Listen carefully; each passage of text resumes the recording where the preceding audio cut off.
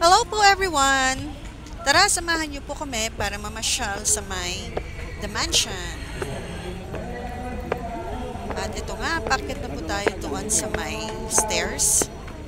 Going up. So, medyo nakakapagod po siya. Hindi ko lang nabilang kung ilang steps po ito.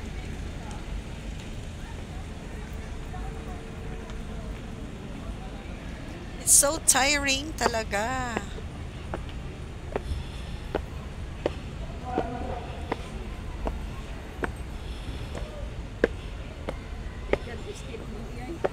So, yung mga kagaya ko na hindi masyadong naglalakad, sobrang nakakahingal na po ito. I'm tired.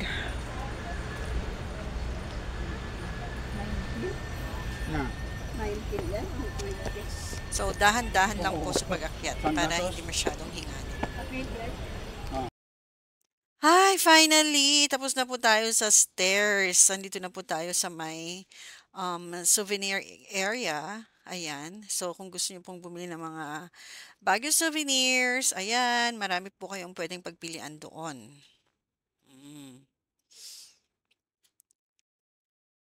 So, bili-bili ng mga pang-souvenir sa mga friends and sa mga family members back home. Ayan, ang dami-daming choices. And of course, sa harapan ng souvenir shops na mga yan ay yung The Mansion na. Before po tayo pumunta doon, ay dito muna tayo mag-ikot-ikot. At ang daming sasakyan. Hindi pa tayo makapag-cross. At pasensya na magalaw ang ating camera dahil naglalakad po ako dito. Ayan, ang daming tao. Ang daming namamasyal. Uy, dito. Yes, so tapos na po tayo mag-picture-picture doon sa kabila. Dito na po tayo sa may harapan ng The Mansion. Actually, medyo malayo-layo pa talaga ito sa may The Mansion. Pero from here, kita na po yung building. At maganda rin po mag-picture-picture po dito. Selfie or mag-roofie, ayan.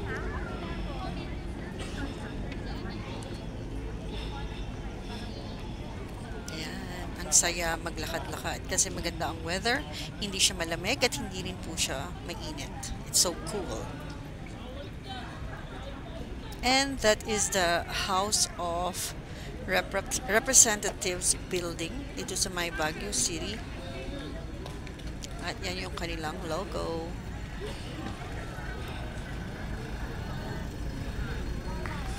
Sarap tumambay dito. Ang dami pang mga trees. So, pwede pang maglakad-lakad or mag-picnic doon sa may side. May space naman po doon for picnic. Just in case gusto niyo pong mag-picnic. I just know. Basahin mo yun. Wait, I cannot So, read it because mag-cross so na far po away. tayo. Mansion. The mansion. Dyan lang, roar. Emma, can we actually walk on the grass? Yeah, let's go. Oh, yes. That's my favorite Wait, part. Edwin, wait. Salamat.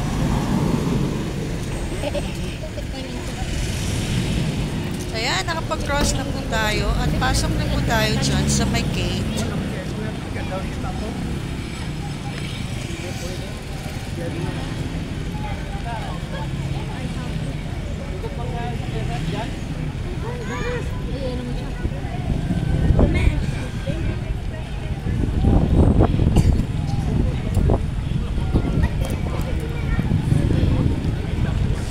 So, ngayon nga pong year, ay open na nila yung gate. So, pwede nang pumasok dyan sa may harapan. Before po kasi, hindi pwede. Hanggang dyan silang gate ang pwede.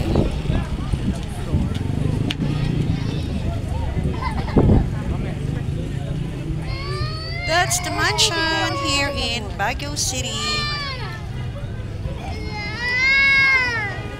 Ma, can we actually walk on the grass? No, cannot be. They will get angry at you. It's bawal. This is the mansion of the President of the Philippines. So this is where the president lives? Yeah, if he comes up here I to know. Baguio. Let's see the president. No, he isn't here. He's not here. Then where the hell is he? I don't know, in Manila. Yeah. Does he have like a house? Centipede na.